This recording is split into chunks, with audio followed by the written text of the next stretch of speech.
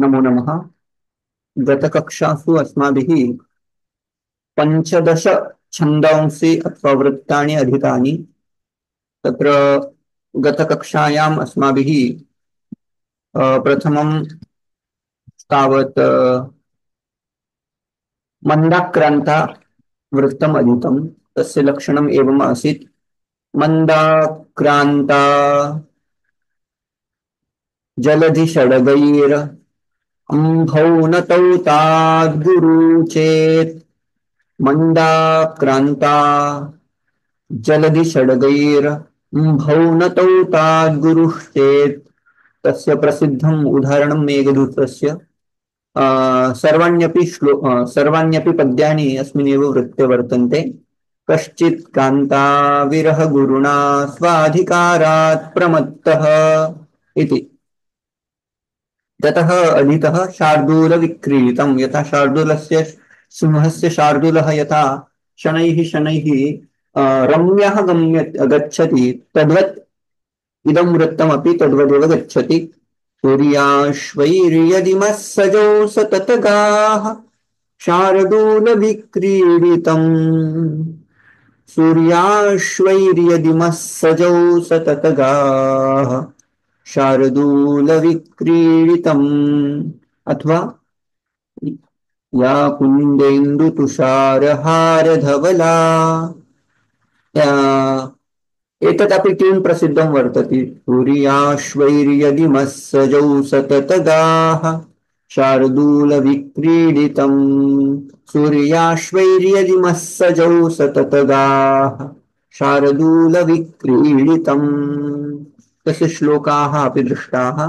तत्र यं ब्रह्मा वरुणेन्द्ररुद्रमरुतस्तुन्वन्ति दिव्यैस्तवैर् इत्यादिकम्। अथवा या कुन्देन्दुतुषारहारधवला या शुभ्रवस्त्रावृता इत्यादिकं सर्वम् अधीतम्। ततः पञ्चदशः वृत्तप्रकारम् अस्माभिः अधीतः। स्रग्धरा ब्रह्मैर्याणां त्रयेण त्रिमुनियतियुता स्रग्धरा कीर्तितेयम्। ब्रह्मैर्याणां त्रयेण त्रिमुनियतियुता स्रग्धरा कीर्तितेयम्। तस्य उदाहरणं दृष्टं।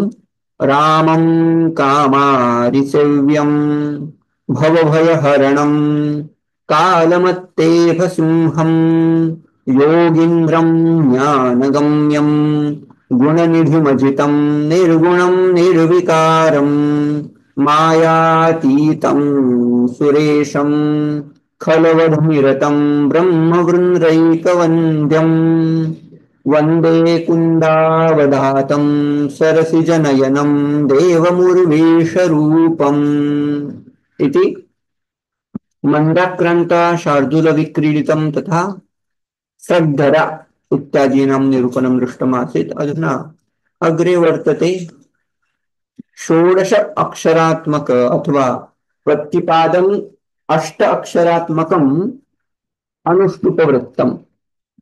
अनुष्टुपवृत्तं तथा वस्तुतः तस्य यथा उपजाति अस्माभिः दृष्टः खलु।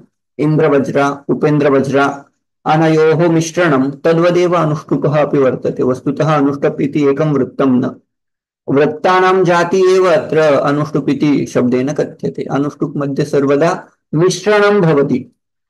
यथा इन्द्रवज्र उपेन्द्रवज्र शालिनी इति भिन्नानि वृत्तानि पठितानि, तादृक्वृत्तानां समूहस्य नाम मिश्रणस्य नाम जातिः इति कथ्यते। तद्वदेव समवृत्तानाम् अत्र जातयः सन्ति। उक्तात्युक्ता तथा मध्या प्रतिष्ठान्या सुपूर्विका गायत्री उष्णीक अनुष्टुप् बृहति पंक्तिः त्रिष्टुप् जगति तथा अतिजगति शक्वरी अत्यष्ट अष्ट्यत्य अष्ट्यत् किं वर्तते स्यात् अष्टि अत्यष्टि धृतिः अतिधृतिः कृतिः प्रतिकृतिः प्रकृतिः आकृतिः विकृतिः संकृतिः तथा अतिकृतिः उत्कृतिः इत्यादीनां यदा मिश्रणं भवति तथा सः अनुष्टुप् इति शब्देन ज्ञायते। कस्यापि मिश्रणं भवितुम् अर्हति। यस्मिन् यस्मिन् वृत्ते अष्टाक्षराणि भवन्ति तानि सर्वाण्यपि अनुष्टुपवृत्तानि इति ज्ञातव्यम्। अत्र उक्ता अत्युक्त्वा मध्या प्रतिष्ठा सुप्रतिष्ठा गायत्री उष्णिक अनुष्टुप बृहति पंक्ति त्रिष्टुप जगति अतिजगति शक्वरी अतिशक्वरी अष्टि अत्यष्टि धृतिः अतिधृतिः कृतिः प्रकृतिः आकृतिः विकृतिः संकृतिः अतिकृतिः उत्कृतिः इति समवृत्तानां जातयः भवन्ति। तत्र अनुष्टुप् इति एकः त्रिष्टुप् इति अपरः। तत्र अनुष्टुप् इत्यस्य किं लक्षणं तस्मिन् विषये किञ्चित् अधुना ज्ञातव्यं वर्तते। वृत्तलक्षणम् अत्र एकस्य विशिष्टस्य वृत्तस्य नाम श्लोकः इति।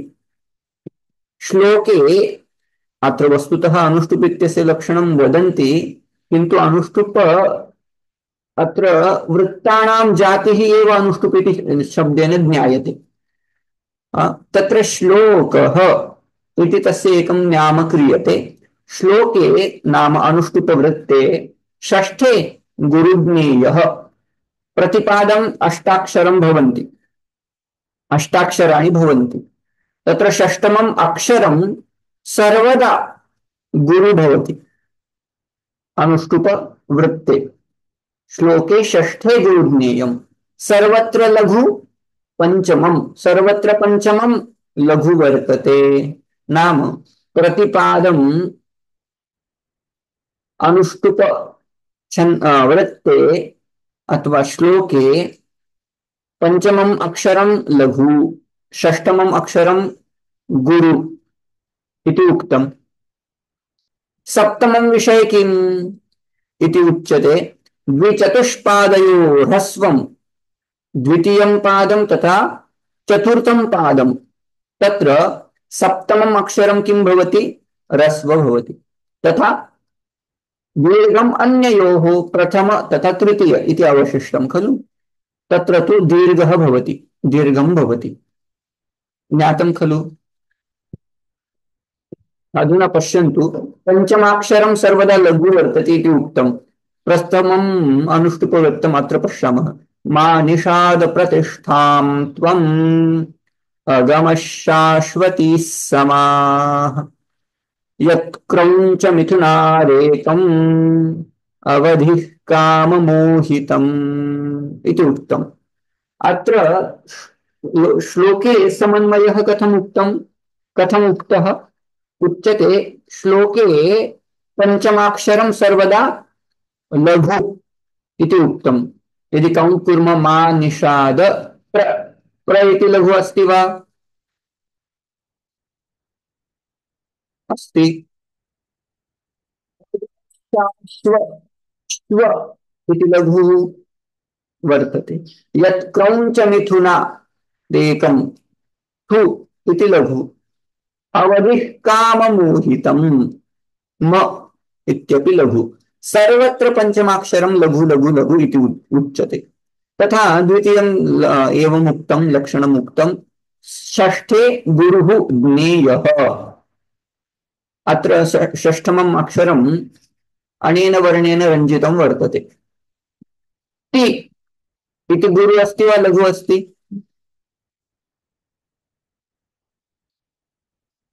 इति गुरु वर्तते। तिः इत्यपि गुरु एव, न इत्यपि गुरु एव, मो इत्यपि गुरु एव। नाम सर्वत्र षष्ठमाक्षरं किं भवति? गुरुः भवति। तथा प्रथम तैः किम् उक्तं? द्विचतुष्पादयोरस्वम्। इदं द्वितीयं पादम्, इदं चतुर्थं पादम्।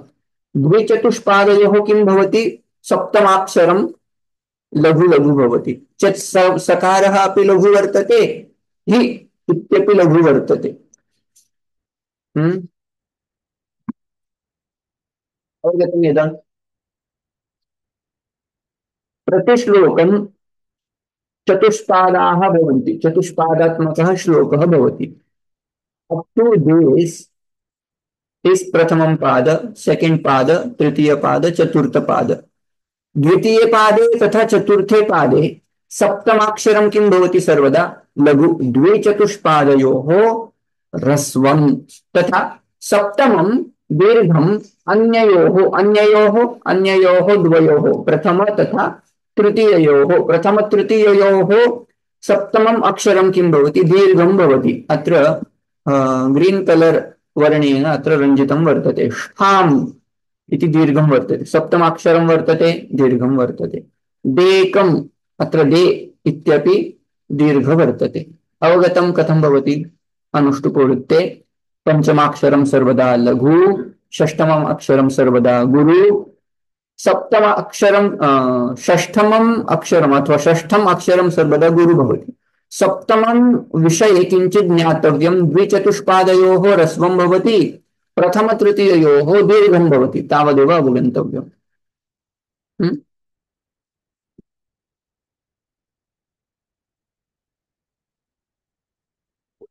अपरम् उदाहरणं नारायणं नमस्कृत्य नरं चैव नरोत्तमं देवीं सरस्वतीं व्यासं ततो जयमुदीरयेत् पंचमम् अक्षरं किं नारायणं नकारः इति पंचमम् अक्षरं सः लघु नरं चैव नरोत्तमं नकारः पुनः लघु देवीं सरस्वतीं देवीं सर इति चतुराक्षराणि तथा स्व इति पंचमम् अक्षरं लघु वर्तते ततो जयमुदीरयेत् पुनः मुकारः लघु षष्ठमम् अक्षरं सर्वदा गुरु भवति नारायणं नमः नमस्कृत्यम् अत्र मकारः यद्यपि लघु दृश्यते किन्तु संयोगात् सः गुरुः रो इति गुरु एव तिम् इति गुरु एव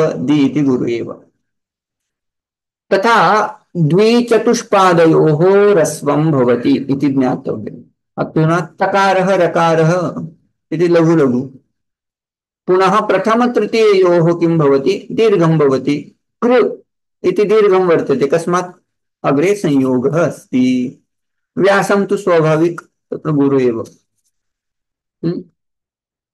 दीर्घं वर्तते एव जातम् अग्रिमं वृत्तं प्रति गच्छामः अनुष्टुप् तथा सरलं भाति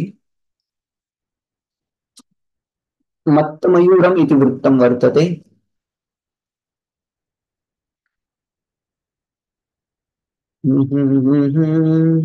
वेदैरन्ध्रैर्पौयसगाः मत्तमयूरम् वेदैरन्ध्रैर्मोत् वेदैरन्ध्रैर्तौ यसगाः मत्तमयूरम् वेदैरन्ध्रैर्तौ यसगाः मत्तमयूरम् वेदैरन्ध्रैर्तौ यसगाः मत्तमयूरम् इति तस्य लक्षणम्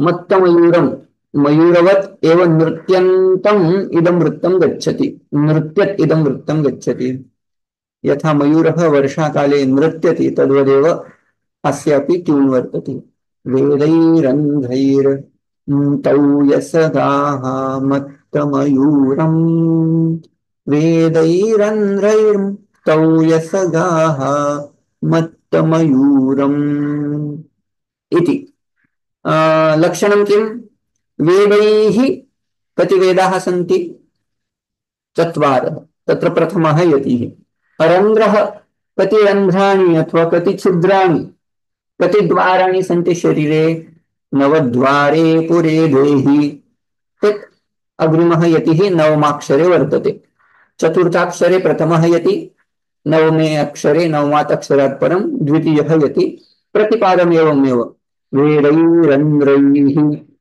इति प्रथमः यति तौ यसगाः मत्तमयूरम् तथा एवं प्रतिपादं यतिं वयं ज्ञातुं पारयामः किन्तु तत्र लक्षणं ज्ञातव्यं खलु यः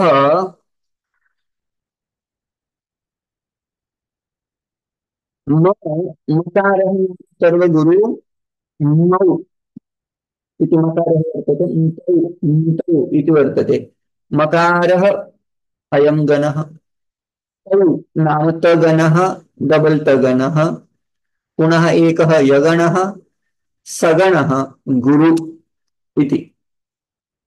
हम्म? मगनः, तगनः, तगनः, यगनः, सगनः, गुरु इति ज्ञातव्यम्। प्रोक्ते भक्त्या विष्णुमनादिं जगदादिं यस्मिन्नेतत् संसृतिचक्रं भ्रमतीर्थम् यस्मिन् दृष्टे नश्यति तत् संसृतिचक्रम् तं संसारध्वान्तविनाशं हरिमीडे तं संसारध्वान्तविनाशं हरिमीडे हरिमीडे इति भगवतः पूज्यपाद श्री शंकराचार्यस्य इदं हरिमीडे इति स्तोत्रं वर्तते। 20 श्लोकाः सन्ति इति मन्ये तत्र। हरिम् ईडे ईड ईड ईड स्तुतौ इति धातु वर्तते। अहं हरिं स्तौमि, हरेः स्तवनं करोमि, हरिम् ईडे। हम्म? तस्य संपूर्णं वर्णनं। यः संसारध्वांत विनाशः तं संसारध्वांत विनाशं हरिम् अहम् ईडे। तस्य विषये सर्वं तोष्ये भक्त्या विष्णुमनादिं जगदादिं यस्मिन् एतत् संसृतिचक्रं भ्रमतीर्थं यस्मिन् दृष्टे नश्यति तत् संसृतिचक्रं तं संसारध्वान्तविनाशं हरिमीडे। या भक्त्या तो अहं भक्त्या तोष्ये, अहं तं भगवन्तं भक्त्या प्रीणयामि। यः स्वयं भक्त्या प्रसन्नः भवति तं विष्णुम् अहमीडे। कीदृशं विष्णुम्? अनादिं जगदादिं, यः अनादि वर्तते तम् अनादिं, यः जगदः आदौ वर्तते इति कृत्वा जगदादिम् अहम् ईडे। पुनः यस्मिन् एतत् संसृतिचक्रं भ्रमतीर्थं नाम यः जगतः उपादान कारणं वर्तते, यस्मात् साक्षात् इदं जगत् अपि आगतं, यस्मिन् नाम यस्मिन् परमात्मनि एतत् संसृति चक्रं भ्रमति, एतत् संसारः पुनः पुनः भवति, पुनः पुनः लयं गच्छति इति। कदा तस्य नाशः भवति संसारस्य? उच्यते यस्मिन् दृष्टे नश्यति तत् संसृति चक्रं। यस्मिन् परमात्मने दृष्टे सति, यदा परमात्मा परमात्मा ज्ञातः भवति, यदा मनुष्यः अथवा भक्तः तं परमात्मानं पश्यति, तस्मिन् परमात्मनि दृष्टे सति तत् संसृतिचक्रं नश्यति। इदं संसारचक्रं तस्य भक्तस्य कृते वा ज्ञानिनः कृते वा विनश्यति, पुनः न भवति। तं परमात्मानं तं संसारध्वान्तविनाशं हरिम् अहम् ईडे इति एकः मत्तमयूरे अयं श्लोकः रचितः भगवता पूज्यपादेन। विवेकचूडामणि मध्ये अपि एतादृक् मत्तमयूरछन्दसि अथवा वृत्ते एकः श्लोकः आयाति।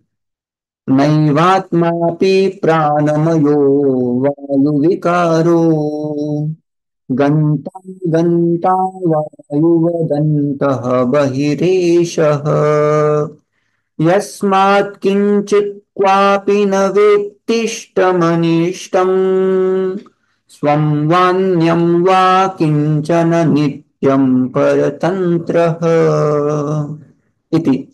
वेदैरन्ध्रैर्मुक्तौ यसगाः मत्तमयूरम् वेदैरन्ध्रैर्मम् तौ यसगाः मत्तमयूरम् इति।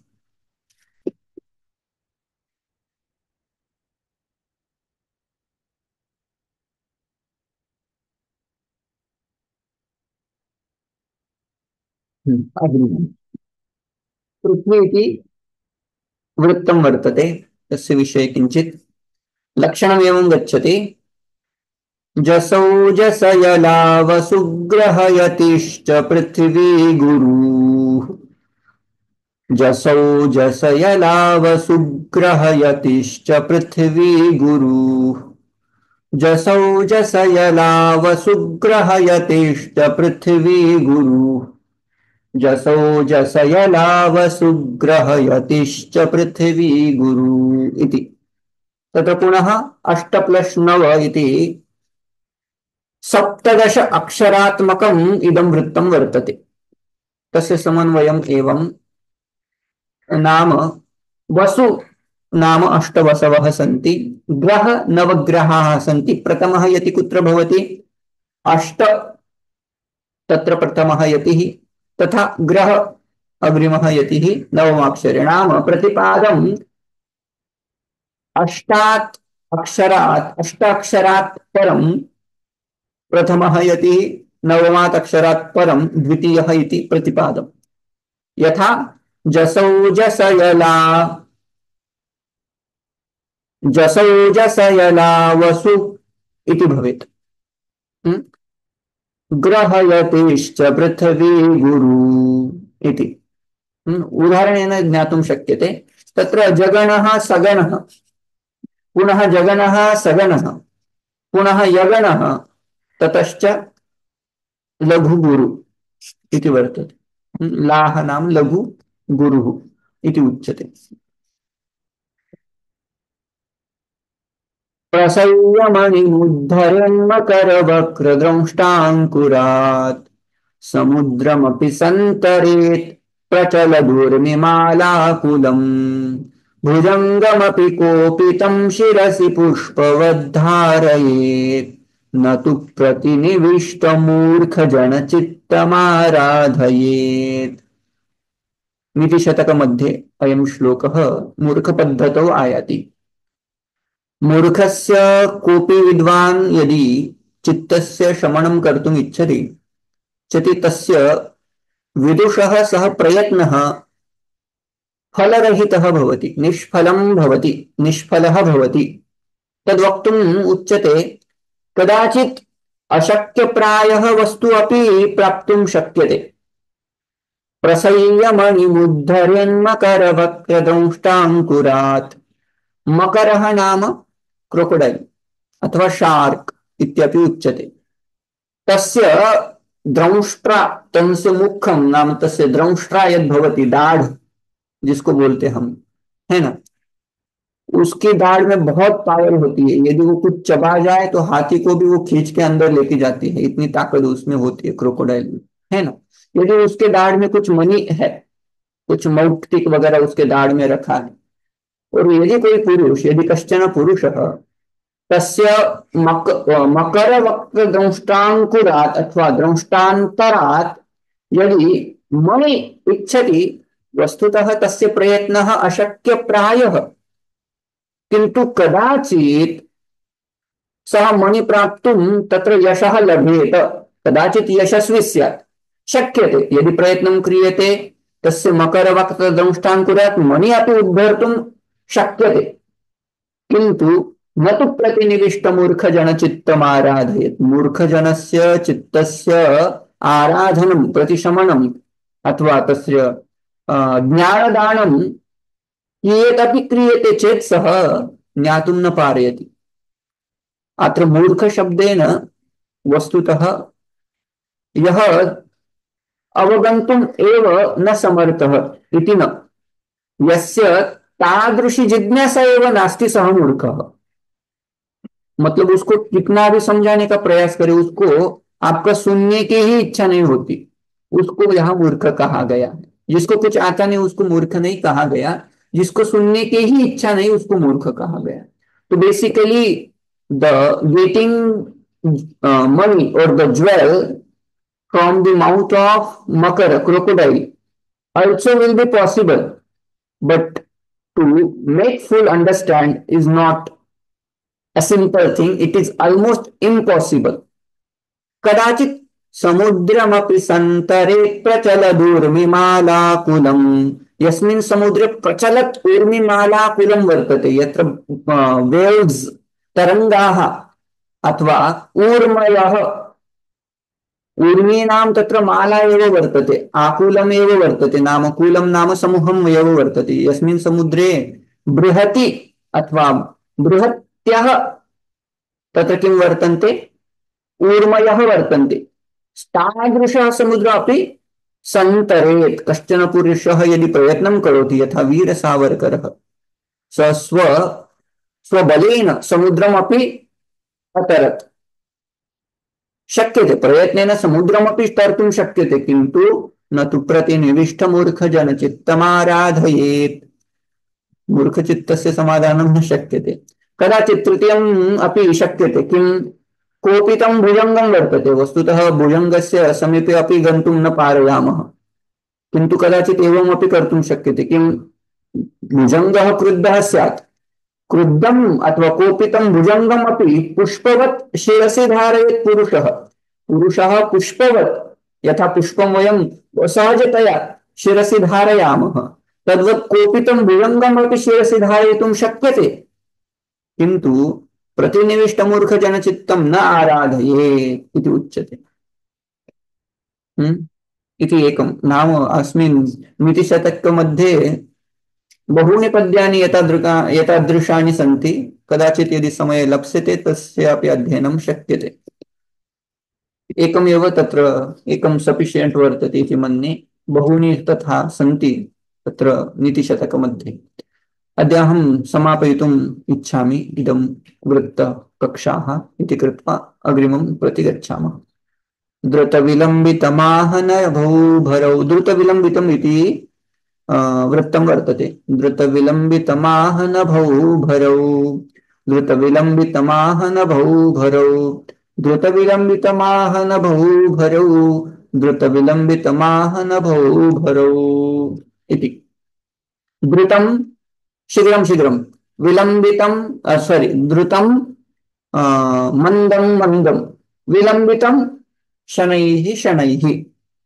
द्रुतविलम्बितम् आह कदा, यदा तत्र नगणः भगणः भगणः रगणः इति वर्तते।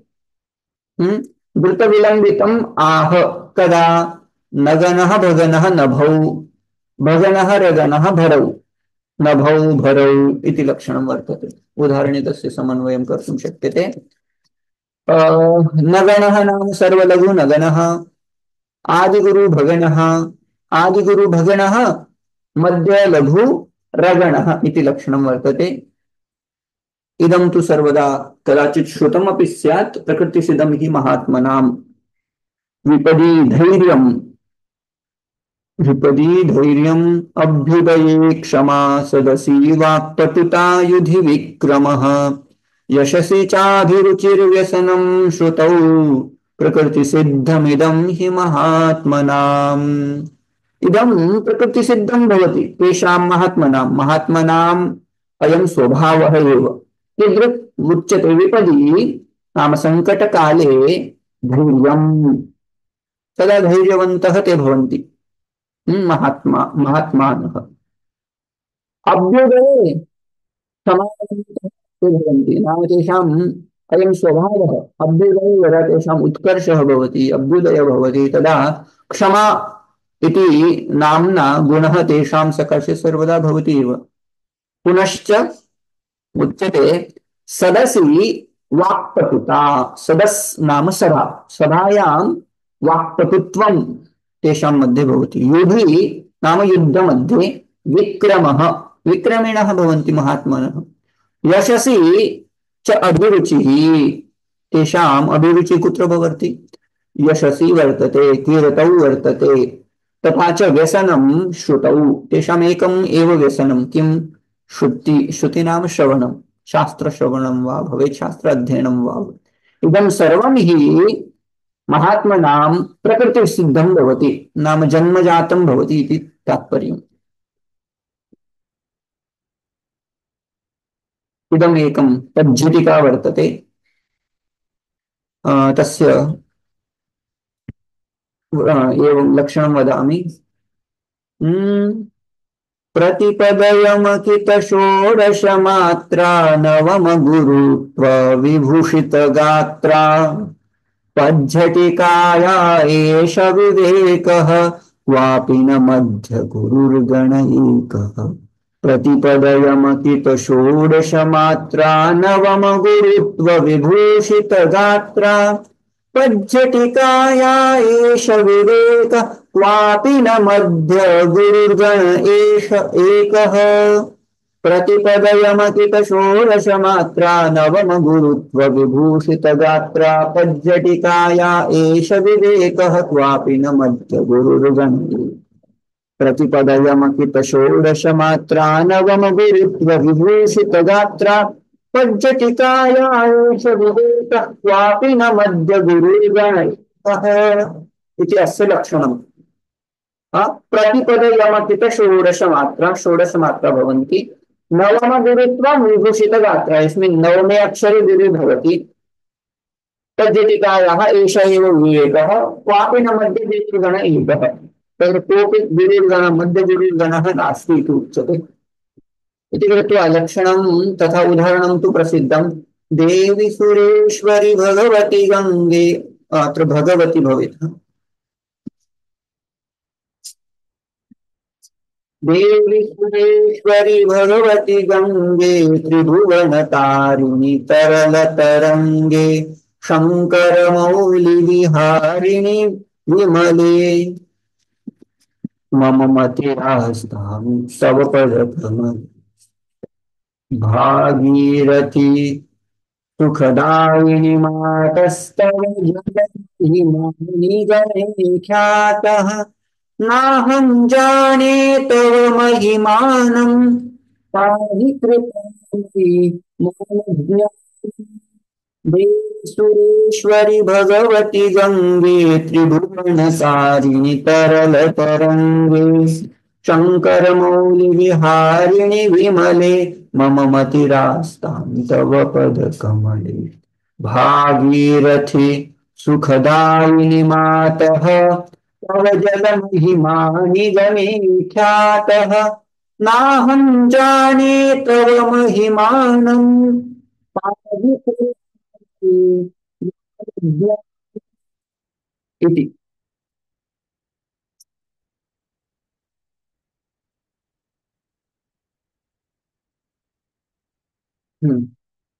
अधुना सम्यक् हे देवी सुरेश्वरी भगवती गंगे सर्वाण्यपि संबोधनवचनानि सन्ति हे देवी हे सुरेश्वरी हे सुराणाम् ईश्वरी सुरेश्वरी भगवती हे गंगे त्रिभुवन तारिणी ओ तरल तरंगे ओ शंकर मौली विहारिणी ओ विमले मम मतिः आस्तां तव पदकमले मम मतिः तव पदकमले आस्तां भवेत् इति भागीरथी ओ सुखदायिनी मातः तव जल महिमा निगमे ख्यातः वर्तते नाहं जाने तव महिमानम् अहं तव महिमानं न जाने किंतु कृपया हे कृपामयी माम अज्ञानं पाहि मम अज्ञानस्य किं कुरु मम मादृक् अज्ञान पुरुषस्य किं कुरु रक्षणं कुरु माम अज्ञानं पाहि इति तत्र प्रार्थना वर्तते। इतोपि पञ्चनिमेषाः खलु मात्रा षोडशमात्रात्मकः अयं वर्तते आर्या वर्तते तस्य विषये किञ्चित् अस्य तु लोपः भवेत् मातृछन्दः अक्षरछन्दात् किञ्चित् भिन्नः भवति तस्य विषये अधुना वदामि वा न वा मात्रा गणना अत्र कर्तुं शक्यते मात्रगणना तत्र लक्षणे एव तस्य उदाहरणं प्रतिपाद्यते यस्याः पादे प्रथमे द्वादश मात्रास्तथा तृतीयेऽपि अष्टादशे द्वितीये चतुर्थके पञ्चदश सार्या इति उच्यते तदा यस्या प्रथमे पादे द्वादश मात्राः प्रथमपादमध्ये द्वादश मात्राः भवन्ति तृतीयेऽपि तथा तृतीयेऽपि तथा प्रथमे पादे तथा तृतीये पादे द्वादश द्वादश मात्राः भवन्ति अत्र पश्यन्तु अत्र अपि द्वादश सन्ति यस्य पादे प्रथमे अत्र द्वादश सन्ति अष्टादश द्विति अत्रापि 12 मात्राः सन्ति। कथं यकारः एकं, स्या द्वयम्, एकं द्विनि त्रीणि चत्वारि पञ्च षट् सप्त अष्ट नव दश एकादश। अत्र अयमपि दीर्घः उच्यते। एकं द्वे त्रीणि चत्वारि पञ्च षट् सप्त अष्ट नव दश एकादश द्वादश। ज्ञातं कथम्? तथैव अकारस्य मात्रा द्वयम्, एकं द्वे त्रीणि चत्वारि पञ्च षट् सप्त अष्ट नवदश एकादश द्वादश। कथं गणितं? लघु इत्यस्य एकमात्रा, गुरु इत्यस्य मात्रा द्वयम् इति कृत्वा प्रथमे पादे 12 मात्राः, तृतीये पादे अपि 12 मात्राः। तृतीयेपि कति? तृतीयेपि 12 एव इति उक्तम्। यस्य पादे प्रथमे पादे 12 मात्राः तथा तृतीयेपि नाम तृतीये पादे अपि 12 मात्राः। अष्टादशे द्वितीये, द्वितीये पादे कति उच्यते? अष्टादश। अष्टादश द्वितीये इति भवेत्। हा, अष्टादश द्वितीये इति भवेत्। द्वितीये पादे 18 मात्रा। कथि गणनां कुर्मः? द्वा, एकं द्वे, एकं द्वे त्रीणि चत्वारि पञ्च षट् सप्त अष्ट नव दश एकादश द्वादश त्रयोदश चतुर्दश पञ्चदश षोडश सप्तदश अष्टादश। पादान्ते एक दीर्घ अपि गणयितुं शक्यते। 18 मात्राः एवं भवन्ति। तथा चतुर्थके पञ्चदश। कथम्? एकं द्वे त्रीणि चत्वारि पञ्च षट् सप्त अष्ट नव दश एकादश द्वादश त्रयोदश चतुर्दश पञ्चदश। 15 मात्राः एवं भवन्ति। नाम यस्य प्रथमे पादे 12 मात्रा, द्वितीये पादे 18 मात्रा, तृतीये पादे 12 मात्रा, पुनश्च चतुर्थे पादे 15 मात्रा यदि सन्ति चेत् सः आर्या इति ज्ञातव्यम्। जातम् इदमेव। अत्र इदं समाप्तम्। अधुना प्रश्नाः सन्ति चेत् पृच्छन्तु, नो चेत् निमेषमध्यं समाप्तिं याति। एक ही मिनट है, नेक्स्ट क्लास में पूछ लूं। हाँ जी, तो पूर्णमदं कुर्मः। ओम पूर्णमदः पूर्णमिदं पूर्णात् पूर्णमुदच्यते पूर्णस्य पूर्णमादाय पूर्णमेवावशिष्यते। ओम शांति शांति शांति। हरि ओम श्री गुरुभ्यो नमः। हरि ओम। हरि ओम। हरिओम, धन्यवाद सर। हरि ओम।